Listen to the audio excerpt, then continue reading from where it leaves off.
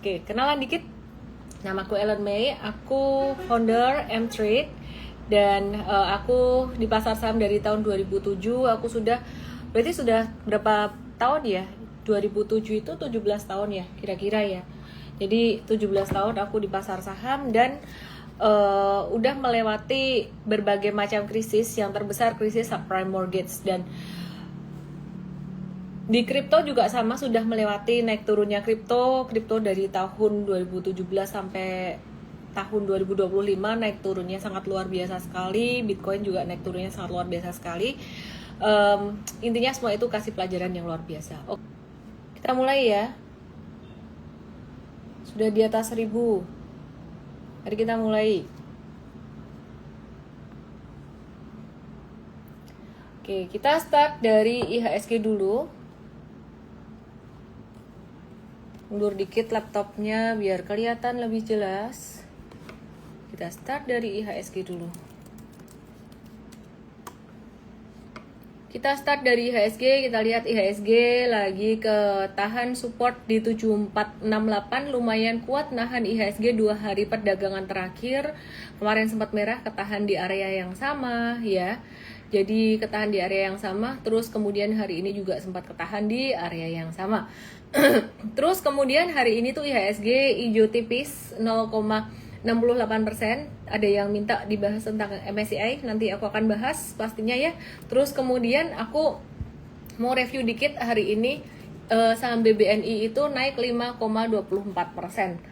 Ya, jadi beberapa hari kemarin banyak yang nanya kok turun, tapi sekali naik tuh kencangnya kayak gini 5,25%. Terus kemudian pas di tanggal 10 Juli itu juga lumayan, 10-11 Juli naiknya lumayan. Jadi di sini aku melihat bahwa sebenarnya saham-saham big banks tuh sebenarnya masih oke, masih aman. Cuman kalau buat trading memang gerakannya ya lambat gitu. Terus apa yang sebaiknya dilakukan, beli atau enggak? Menurut aku saat ini untuk trading masih banyak saham-saham yang lain gerakannya yang lebih cepat gitu ya, meskipun ini juga not bad gitu. Oke, terus kemudian kita lihat BMRI hari ini naik 2,81%, ada gap up di sini. Ada gap up di sini ya. Ini kayaknya bakalan masih akan sideways juga. Jadi dia menguat bagus tapi bakalan masih akan sideways. Kemudian BBCA hari ini naik 1,81%. Ya, di sini juga masih bakalan akan sideways, belum uptrend. Oke, terus bagaimana kabarnya dengan BBRI? BBRI apakah dia hari ini naik juga, naik 1,55% doang ya. Jadi naiknya juga masih normal-normal, masih sideways semuanya. Di market reguler yang transaksinya paling besar pasar reguler hari ini ada CDIA, 1,5 triliun rupiah. Aku belum tertarik untuk beli. M-Trade juga belum tertarik untuk beli. Kenapa? Karena CDIA ini kita lagi masih nunggu sideways-nya ya. Jadi kemarin pergerakannya dia arah terus, mungkin ada yang dapat sampai 600% gitu. Cuman dapatnya berapa lot doang gitu ya, kecil-kecil. Nah, ini sempat retrace, dia lagi mulai sideways, kita wait and see dulu gitu. Terus kemudian dari CDIA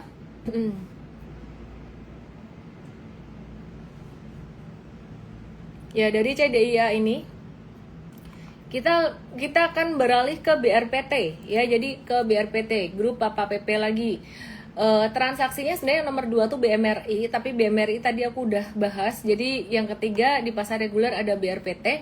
BRPT-nya lagi turun, lagi retrace. Kalau bisa sih sebenarnya hari ini sebenarnya lumayan retracementnya 2450, tapi kalau bisa nawar sampai 2290 itu lebih murah, lebih bagus gitu ya.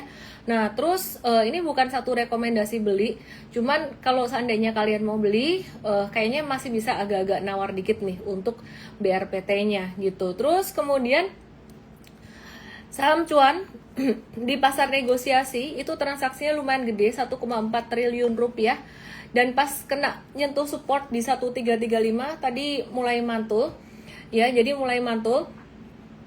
Kira-kira bagus nggak sih buat dibeli? Di sini berarti mulai ngebentuk satu support baru di level 1315. Jadi kalau misalkan 1315 atau 1335 di area ini mau nungguin di sini, ini lebih aman dan lebih low risk. Kalau di area 1450 gimana, kan ini udah nutup gap. Ya menurut aku lebih aman kalau kondisi bentuk chartnya kayak gini, lebih aman di level sekitaran 1335 sampai di bawah 1400, jadi sekitaran area ini gitu ya. Oke, terus kemudian aku mau bahas tadi yang di pasar negosiasi terbesar ada cuan, kemudian BMRI dan CDIA dan BMRI udah dibahas. Aku mau selingin dengan sentimen global dulu, sentimen global dan juga rebalancing MSCI. Nah, sentimen global ini pastinya kita bicara tentang Trump. Trump ini berencana naikin tarif buat India saat ini, benar-benar dia tuh kayak gaya mafia banget. Saat ini tuh India di level 25% mau dinaikin lagi. Kenapa? Karena dia bilang ya India tuh nggak nurut sih, kamu terus beli minyaknya dari Rusia sih, nggak mau beli dari Amerika gitu. Kata India, beli minyak Rusia itu buat ngejaga harga energi tetap murah di dalam negeri. Jadi bukan cuman cari cuan katanya. Tapi belum disebut tarifnya akan jadi berapa. Jadi itu caranya Trump, kayak dia main ancam mengancam.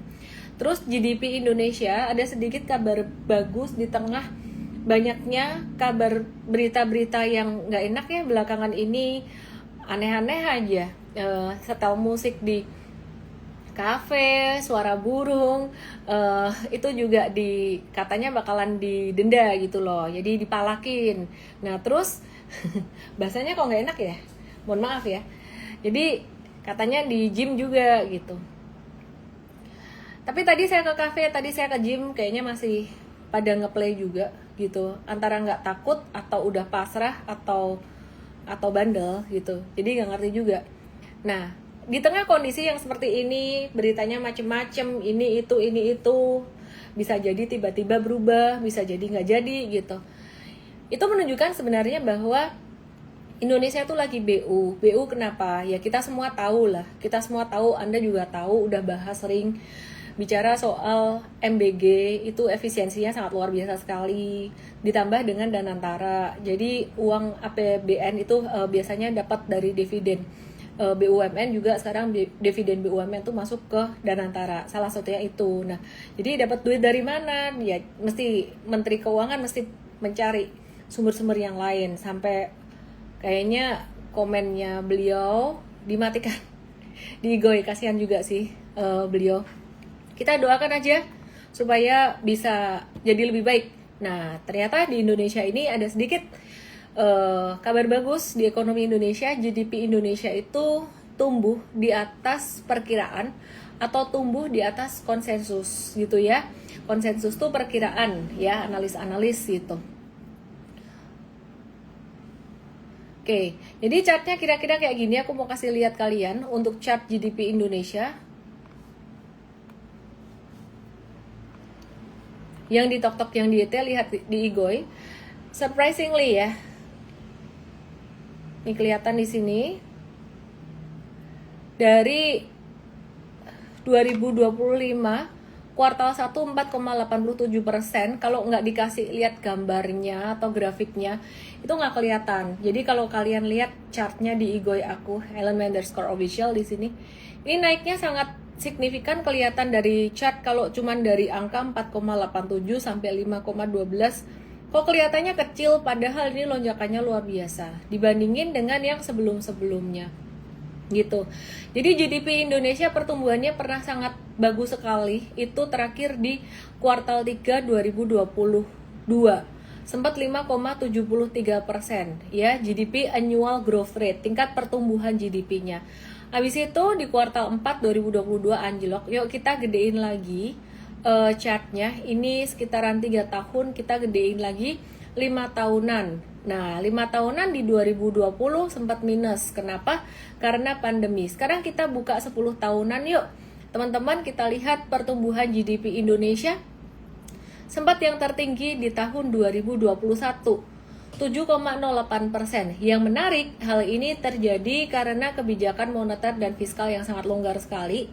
Ya, jadi suku bunga itu di Amerika juga sempat dinolin, di Indonesia suku bunga juga waktu itu sangat murah sekali karena habis pandemi, dan kemudian ada banyak subsidi BLT di Indonesia dan di seluruh dunia.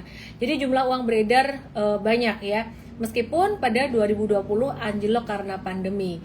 Tapi kemudian di tahun 2021 kuartal 3, nah ini chartnya sangat volatile sekali, ekonomi sempat agak-agak slow down juga dengan pertumbuhannya anjlok dari 7% di kuartal 2 2021, kuartal 3 2021 tuh jadi 3,53%. Nah, rata-rata itu sebenarnya di angka 5%-an. Kalau kita nggak ngelihat pandemi 10 tahun yang lalu itu di 2016 itu naik turun di angka 5%-an. 5,27 ya.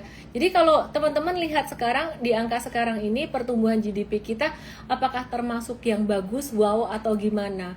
Mungkin tadi sempat lihat di berita ya, GDP Indonesia di atas Amerika, di atas Singapura. Ya iya, negara maju, growth-nya mungkin udah nggak seberapa gitu loh. Ya tapi kita mesti sekali lagi melihat ini tuh dari historical. Nah, historical di angka 5% sebenarnya ya itu udah normal-normal atau udah biasa aja, kira-kira seperti itu. Nah, terus kalau kita perhatikan GDP Indonesia itu dibandingkan Malaysia, sedikit lebih tinggi dibandingkan Malaysia. Malaysia 4,4%-an rata-rata gitu ya, naik dari 4,4 jadi 4,5. India pertumbuhannya 7%-an. Di kuartal 1 7,4, sekarang diprediksi 7,8%-an. Vietnam itu di 6,93 jadi 7,96%. Jadi menurut aku sih sebenarnya kalau Indonesia dibandingin dalam satu berita tadi aku lupa baca di mana, dibandingin dengan Singapura dan Amerika kayaknya agak kurang apple to apple. Jadi kita bandingin dengan Malaysia di atas Malaysia, India di bawah India, Indonesia di bawah Vietnam sedikit. Terus kalau dibandingin China kurang lebih masih sama, China 5,2% meskipun pertumbuhannya 5%-an tapi sebenarnya size-nya China pasti lebih gede. Gitu ya. Kalau dengan negara maju ya Indonesia menang gitu. Amerika kan pertumbuhannya 2%-an aja. Oke, terus kemudian aku mau bahas tentang proyeksi rebalancing MSCI ya. Jadi MSCI itu apa sih sebenarnya sebelum aku ceritain tentang rebalancing MSCI ya. Jadi MSCI ini Morgan Stanley Capital International. Terus kita lihat kalau saham-saham banyak masuk di MSCI dan juga FTSE itu banyak dipakai jadi patokan oleh fund manager dunia. Seperti contohnya BlackRock, Vanguard dan sebagainya. Itu menggunakan MSCI sebagai benchmark gitu. Nah, rumusnya kalau saham tuh masuk ke MSCI, dia bakal jadi bagian dari indeks ETF atau Mutual Fund Global. Dan dana asing yang ikut indeks itu wajib beli saham yang masuk ya. Jadi ada automatic inflow gitu loh. Jadi inflownya bakalan lebih banyak, kira-kira begitu. Inflow tuh apa sih? Inflow ya investasi dari negara lain dari asing ke Indonesia, baik di sektor real ataupun kalau dalam case-nya MSCI ini berarti ke saham-saham yang masuk ke MSCI, kurang lebih seperti itu. Maka dari itu nggak heran kalau ada beberapa perusahaan yang dia berlomba-lomba mungkin kepengen masuk ke MSCI gitu ya. Kenapa? Karena bakalan potensi dapat inflow lebih banyak gitu. Nah sekarang sebelum aku bahas beberapa saham yang masuk ke MSCI, potensi masuk ke MSCI, kita mau bahas dulu 10 saham Indonesia yang terbesar di MSCI per Juli 2025. Ya, jadi 10 saham MSCI, 10 saham terbesar di MSCI Indonesia per Juli 2025. Oke ya. Yang pertama ada Bank Sentral Asia. Pasti. Kemudian yang kedua BRI. Jadi kalian yang punya BRI yang belum gerak, BCA belum gerak, menurut aku kalian nggak perlu khawatir. Selama dia masih di posisi 1, posisi 2 MSCI ya, ini asing masih akan masuk. Nah, kenapa kok masih belum naik? Nanti aku kasih tahu, itu konteks yang lain ya. Intinya sih simpelnya mesti ngelihat mata uang kita juga, USD-nya gitu ya, USD versus rupiah. Rupiah masih agak kemarin sempat melambat lumayan tuh beberapa hari terakhir. Nanti aku buka. Bank Mandiri itu nomor 3, 4 Telkom, 5 Astra yang masuk di MSCI, masih di MSCI. Kemudian ada TPIA. Nah, kemudian grup apa PP nih, Barito Pacific, BRPT. Ini jadi alasan juga kenapa dulu BRPT gak gerak-gerak, belakangan sih gerak ya. Terus kemudian TPIA juga gak gerak sendiri dibandingin teman-temannya yang di TokTok, yang di YT, boleh ke IG aku @_official. Nah, BNI, GoTo dan Aman gitu ya. Oke, terus ini bukan satu rekomendasi buy ya. Sebenarnya kalau aku ngelihat fundamental, tidak semua saham yang masuk ke sini tuh menurut aku ya, kalau saya bisa lah diinvestasiin bisa, tapi kalau secara fundamental nggak semuanya menurut aku investable. Menurut aku ya, kalau menurut orang lain ya silahkan. Nah, ada spekulasi nih. Kata orang siapa ya, jadi ada spekulasi terkait kecilnya peluang saham grup PP masuk ke indeks MSCI. Saya nggak tahu benar atau tidak ya, jadi kalau misalkan memenuhi kriteria bisa aja masuk ke MSCI. Nah, kalau Mtrade juga, kalau trading saham grup PP kita pakai chart gitu. Jadi kayak kita masuk ke PTRO, ya aku mau buka sekalian ya PTRO ya, biar nanti nggak dikira nyinyir sama grup PP, orang kita juga ada trades kok gitu. Kita tuh ada masuk di PTRO di tanggal di sini ya, di tanggal 28 Juli. Ya, jadi kenapa kita nunggu di 28 Juli? Karena kita nggak mau hajar-hajar di atas aja, nunggu retracement. Dan udah nunggu retracement, nitip sendal satu doang, kita nggak FOMO. Terus hari ini breakdown, ya udah cut loss, selesai gitu. Jadi harus objektif. Karena kalau nggak demikian nanti modalnya jadi carried away, jadi terbawa arus gitu ya. Jadi kita kan nggak tahu kalau udah breakdown, ini tanda-tanda breakdown, trennya jadi melemah, mau dia naik turunnya gimana, nanti secara probability lebih banyak turun dalam jangka pendeknya kalau jatuh dari garis merah ini. Jadi mungkin bisa menguji ke area support 3250. Jadi kita wait and see dulu aja. Kalau misalkan nanti ternyata dia kena 3250, mantul lagi dan patternnya jadi cakep lagi, kita akan buyback, why not gitu loh. Jadi memang kita benar-benar ngelihatnya dari chart banget.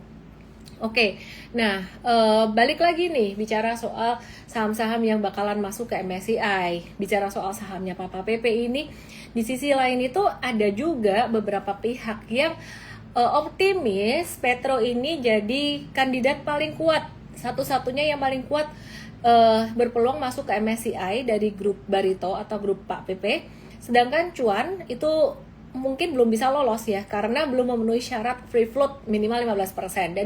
Jadi asumsi ini tuh didapat dari ngelihat aturannya kalau masuk MSCI gimana, terus dilihat kondisi sekarang gimana. Cukup masuk akal menurutku. Ya, jadi maka dari itu Mtrade kemarin ngetesnya tuh di nitip sendalnya tuh di PTRO. Meskipun kena stop loss juga. Nah, kemudian BRPT dan TPIA tuh udah masuk MSCI. Dinilai punya peluang naik bobotnya. Karena apa? Karena free float market cap mereka tuh cukup besar. Bobot di MSCI-nya ada potensi naik gitu ya. Oke, terus kemudian pengumuman dari MSCI ini akan keluar tanggal 8 Agustus pagi waktu Indonesia dan mulai berlaku tanggal 27 Agustus ya. Jadi 8 Agustus pagi itu hari Jumat ya, hari Jumat berlaku mulai berlaku 27 Agustus. Oke. Nah, jadi saham-saham apa aja sih yang bakalan masuk ke MSCI dan bakalan keluar? Ada potensi, yang pertama adalah saham DSSA ya, potensi masuk ke standard cap. Itu terus ada yang kemungkinan kecil masuk, itu ada Antam dan Cuan. Ini tergantung beberapa matriks yang masih nanggung. Kalau Cuan ini pas banget di borderline atau di batasnya. Nah, terus ada penambahan bobot potensinya di TPIA seperti yang aku udah bilang tadi, karena porsi saham publik atau free floatnya naik 1%. Nah, kalau bobotnya naik berarti fund manager asing yang ngikutin indeks MSCI itu juga harus beli lebih banyak saham itu supaya portfolionya sesuai dengan komposisi indeks MSCI. Oke, sekarang kita mau ngomongin DSSA dan Antam. DSSA, kalau Antam sih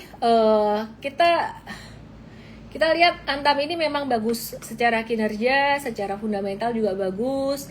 Ya, meskipun dia sempat sideways beberapa hari terakhir, kita masih lihat dia layak untuk kita watch dan memang masih potensial gitu ya. Nah, tapi pertanyaan DSSA ini kenapa masuk ya? Ini secara liquidity kok kayaknya kurang ya, tapi patternnya cakep ya, flag ya, cakep ya. Nah, jadi DSSA kenapa bisa potensial masuk ke MSCI? Ini karena nilai kapitalisasi pasar atau free floatnya mencapai 6,6 miliar, itu jauh melampaui ambang minimum sebesar 1,5 miliar US dollar. Terus rata-rata transaksi hariannya selama 12 bulan terakhir itu sebesar 7,2 juta, juga itu melebihi syarat minimum sebesar 2,5 juta. Nah, ada rasio nilai rata-rata yang diperdagangkan itu juga telah melalui atau melampaui ambang batas 15% ya. Jadi udah melewati ambang batas 15% gitu. Oke, terus kemudian sekarang kita bahas MSCI yang small cap. Nah, menurut aku ini lebih menarik daripada MSCI yang standard cap tadi. Kenapa? Karena MSCI small cap ini ada beberapa saham yang ada banyak saham yang potensial masuk. Nah, teman-teman yang di Tok yang di YT, aku bahas di Igoy. Yang kemungkinan kecil masuk dulu deh, aku bahas. Yang pertama ada saham SSIA, di mana SSIA belakangan ini volumenya perdagangannya mulai bertambah lumayan signifikan ya, jadi mulai signifikan.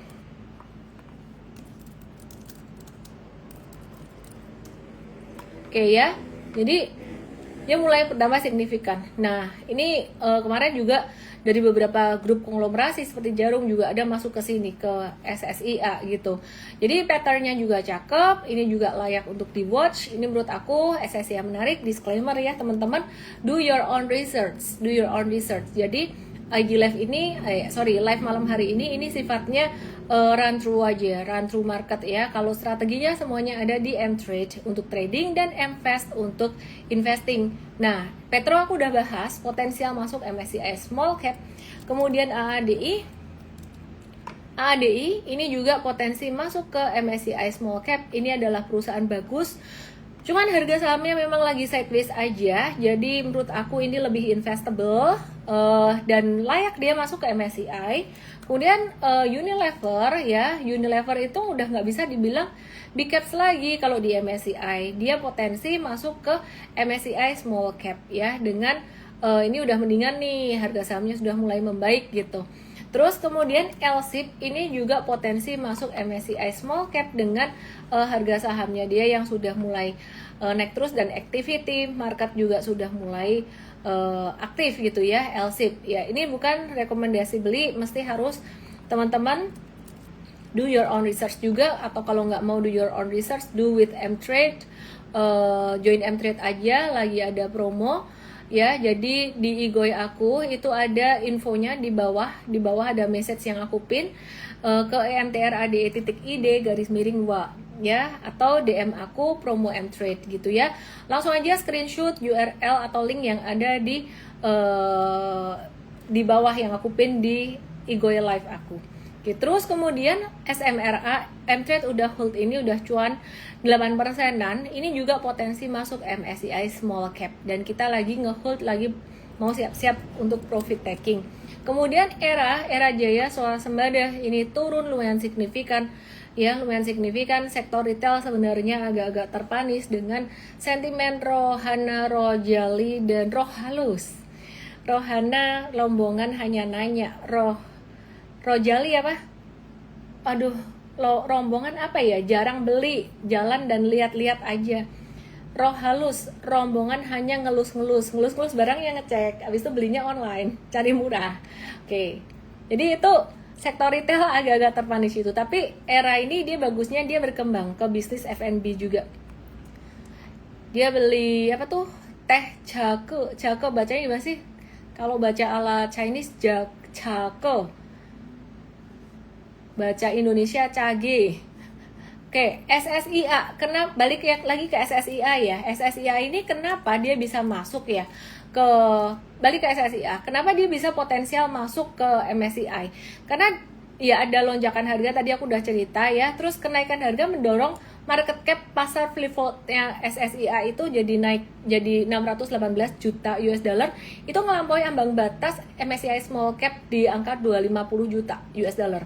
Nah, dari sisi liquidity itu gimana ngomongnya ya? Lebih ke seberapa banyak dia ditransaksiin di market. Jadi kalau banyak ditransaksiin pasti yang mau jualan juga lebih gampang. Dari sisi liquidity-nya SSIA juga ada kenaikan dalam 12 bulan terakhir, jadi 1,8 juta per hari gitu loh. Jadi liquid melebihi ketentuan minimum 1 juta per hari. Nah, dulu tuh bobot Indonesia di MSCI itu sekitar 2,2%. Kemudian Setelah beberapa kali evaluasi itu nyusut jadi 1,2%-an aja dengan sisa hanya 17 saham. Sementara itu di Amerika, di China, itu bobotnya di MSCI itu puluhan persen. Maka dari itu saya bilang jangan menutup diri, investasi, belajar di instrumen lain juga ya. Jadi teman-teman, maka dari itu kita belajar US stocks juga ya di Super Trader ID. Oke, terus hari Minggu nanti, hari Minggu tanggal 10 tanggal berapa sih? Tanggal 10 Agustus ya, jam 4 sore. Jam 4 sore itu ada M-Trade Start. Itu webinar gratis, langsung aja daftar di situ untuk belajar trading. Bisa dipakai untuk saham, kripto, dan US stocks, dan ini buat pemula ya. Jadi kalau misalkan ada yang sudah pernah ikut, ini kalian ngerti lah, ini cara untuk trading buat pemula, mungkin refresh. Oke, balik lagi ya ke saham Indonesia yang saham Indonesia makin susah nih buat nembus MSCI karena faktor investability-nya dan jejak UMA. Ada unusual market activity, dicap UMA itu nggak bisa masuk MSCI, tapi sekarang jadi bisa karena IDX ada suratin MSCI dan hopefully bisa lebih bagus. Oke, cukup bicara soal saham-saham yang masuk MSCI. FTSE Large and Mid Cap yang masuk daftar di SSA dan Antam nggak ada yang keluar, tadi aku udah bahas dari tadi ya. Terus kalau FTSE tadi bicara MSCI, sekarang FTSE itu pengumumannya bakalan keluar 22 Agustus malam waktu Indonesia dan mulai berlaku pada 19 September, jadi tanggalnya MSCI 8, FTSE 22 Agustus. Apakah saham-saham yang masuk MSCI ini semuanya tradable? Kalau aku nggak pakai itu. Kalau aku trading ya kita M-Trade filter sendiri liquidity-nya, karena yang aktif duluan sekarang belum tentu aktif. Demikian pula saham-saham yang masuk LQ45 paling liquid dulu aktif, sekarang belum tentu aktif, belum tentu liquid itu gitu. Oke. Big Banks hari ini kenapa naik? Tadi aku belum sebutin penyebabnya. Simpelnya sih karena data pertumbuhan ekonomi Indonesia atau GDP growth yang tadi aku udah bahas itu hasilnya lebih bagus dari perkiraan. Ya, jadi Big Banks ini sangat sensitif sekali dengan data ekonomi ya. Sedikit tentang BCA first half 2025 NII dia naik sekitar 7,1% dan juga laba bersihnya naik 7,8%, kreditnya masih tumbuh double digit 12,8%, itu aku udah sempat bahas. BNI, BRI juga aku sudah sempat bahas. Mungkin aku kasih proyeksi kinerja Big Banks full year 2025 aja. Aku share tabelnya di sini di IG aku @ellenmay_official. Teman-teman bisa lihat di sini ya.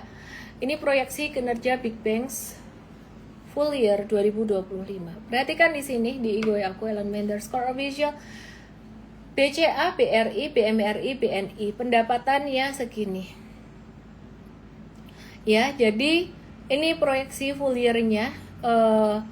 Terus laba bersih ya, jadi tetap yang masih paling bagus BCA, tapi kalau ngelihat bobot di MSCI empat-empatnya masih menduduki peringkat atas MSCI gitu. Oke, sekarang aku mau bahas sektor semen nih, semen-semenan. SMBR, INTP, SMGR. Kabarnya gimana? Yuk kita lihat semen ya. Biasanya kalau ekonomi melambat, semen itu juga jadi ikutan melambat. Siapa nih yang mau bangun-bangun gitu.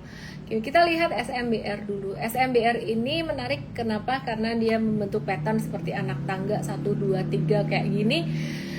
Pendapatannya naik sekitaran 31% secara tahunan atau 7,3% kuartalan. Laba bersihnya naik 989% secara tahunan atau turun 37,2% secara kuartalan di first half 2025 ya. Aku mau share tabelnya di sini.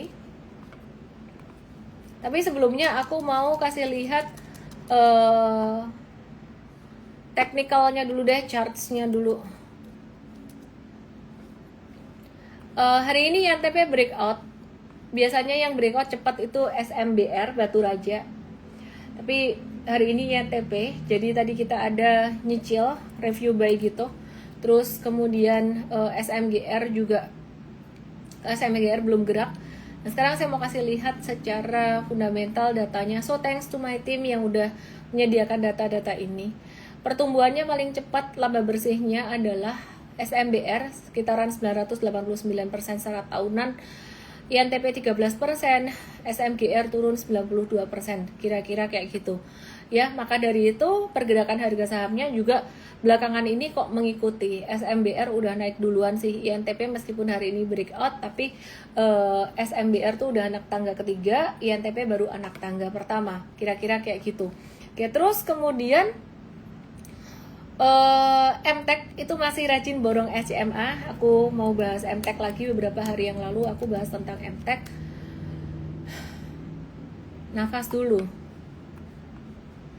Ya, M-Trade cuan sekitaran 20% ya. Aku coba buka M-Trade di sini. Aku melihat profile audiensku sekarang ini lebih penyabar daripada dulu. Kalau dulu sahamnya, ini kali ini audiensku lebih mau belajar karena aku bahas saham macam-macam. Kalau bukan saham favoritnya itu masih tetap ditonton. M-Tech naik 21-27%, M-Trade masih hold ya.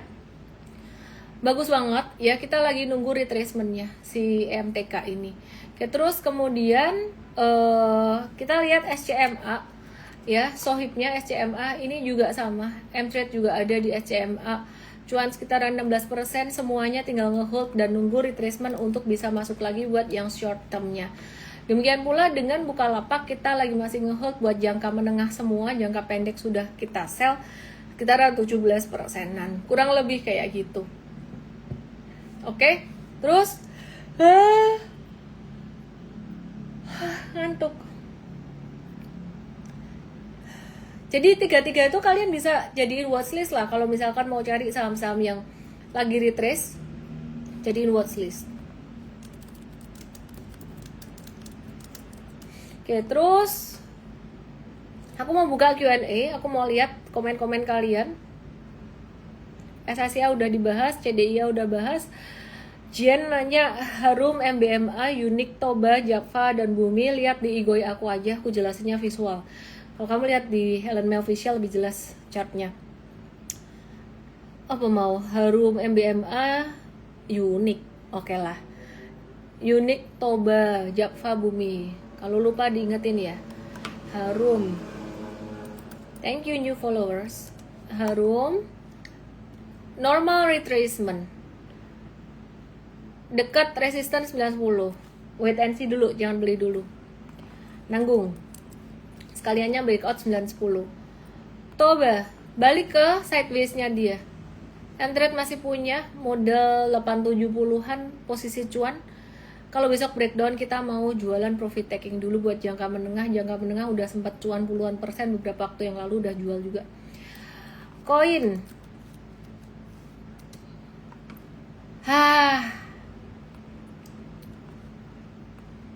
Aduh, ini mesti siapin apa tuh?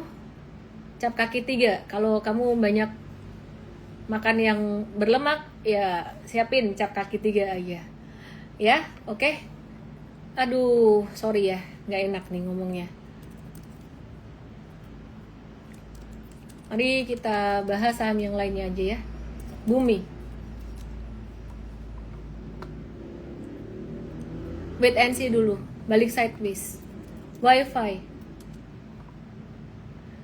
kita masih watch.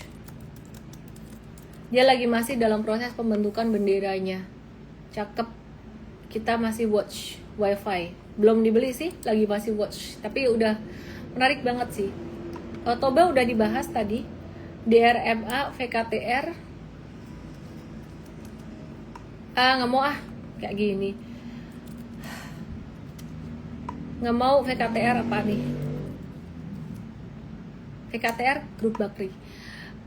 Saham Grup Bakri aku lebih prefer yang nanti aku kasih lihat ya. Ini TOWR lagi retrace. TOWR ini kita juga nge-watch TOWR lagi retrace karena jangka menengah kita udah cuan lumayan, jangka pendek kita lagi wait and see dulu. Terus apalagi ya? Dewa dan Mahenwa.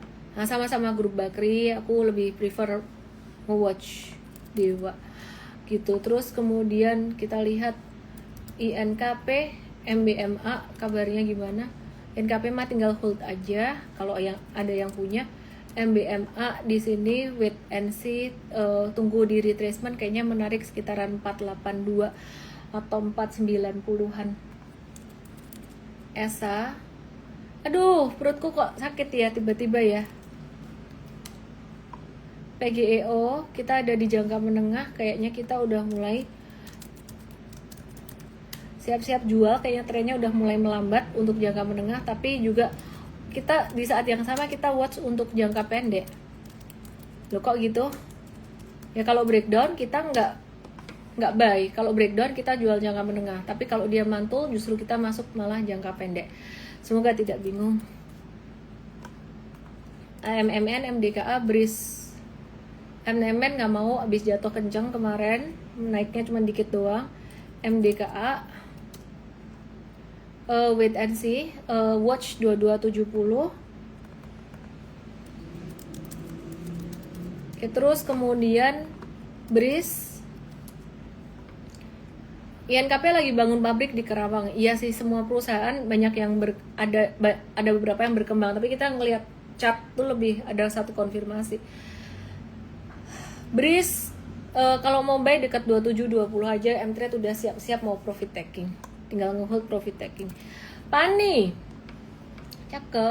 cakepnya kita tinggal nge-hold saja. Kita lihat PANI, twing PANI M-Trade cuan 37-41%. Miss, kantong saya sakit apanya? Dompetmu. PANI kita nge-hold, lagi nunggu turun retrace jangka pendek 14.675, 15-an mungkin. Raja, wait and see dulu, posisi nanggung pas di tengah-tengah sideways. IOTF enggak. No. ADMR lagi retrace saja.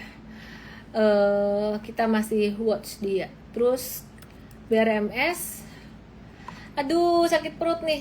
Effendi, kenapa kamu ketawa, ha? Oke. Kebanyakan makan sakit perutnya. 408 Bumi, bum tungguin 408 sekitaran itu ya. Oke. Aku tarik di sini, ngeng. Pasti support juga sih, kena merah. Bum boleh deh di watch. Terus Ratu, P1, BMTR. Oh iya loh, BMTR kok aku nggak bahas. Ratu lagi di support, cuman kok triple tops ya, nggak suka ah. Kalau ada triple tops kita better hati-hati dulu deh ya. BMTR, INTP, SSI, BMTR breakout, kita trade aja BMTR, nggak ada sentimen yang gimana-gimana. SMA udah aku bahas. Pegas, NCKL, Java lagi sideways aja. Ini mainnya agak-agak perlu sabar nih, Pegas nih sama PTBA, slow melo. Java lagi sideways, tapi sidewaysnya udah anak tangga kedua. Jadi menurut aku sih kalau mau coba tunggu sekitar retracement dikit lagi 1605 mungkin bisa dapat lebih murah. Arto, cakep sih Arto, tadi pantulannya oke sih. Geraknya mungkin nggak akan cepat, tapi on track lah dia, on track di uptrendnya. Tuh aku tarik gini, dia nggak breakdown gitu.